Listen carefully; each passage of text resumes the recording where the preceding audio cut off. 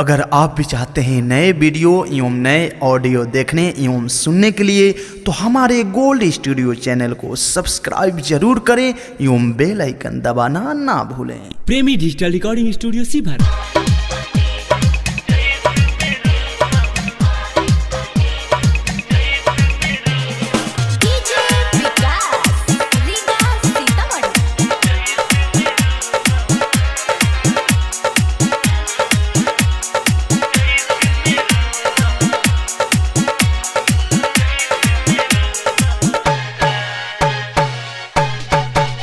राजा यारवा के बिना हमरू चोली चैत में रोता। राजा यारवा के बिना हमरू चोली चैत में रोता। याद आवता खूबे रुआवता, याद आवता खूबे रुआवता, मोर कजरा के धोता। राजा यारवा के बिना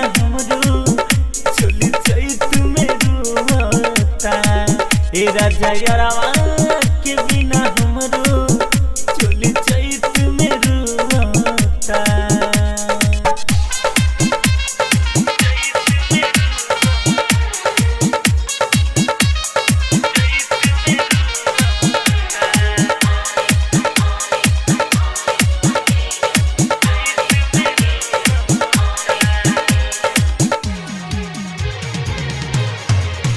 बुझ दर्द हमर मरद हई दिलवा के, बुझ दर्द हमर मरद हई दिलवा के।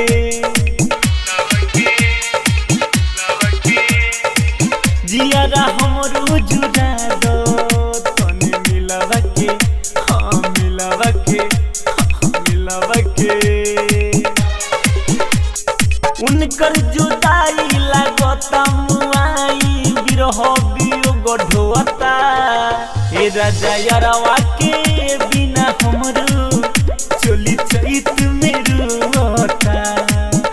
राजा यारवा के बिना हमरो चोली चैत में रोता।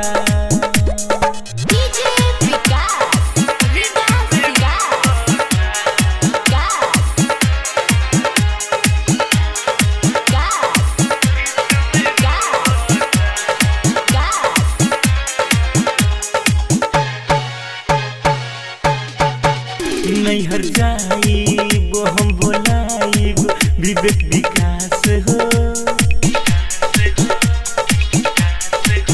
नैहर जाइब हम बोलाइब विवेक विकास हो।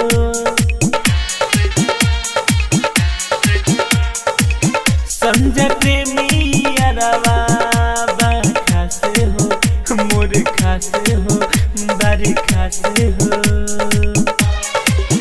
देखी हालत निरंजन भूषण चंदन देवरा दुखी होता। राजा यारवा के बिना हमरो चोली चैत में रोता। राजा यारवा के बिना हमरो चोली चैत में रोता।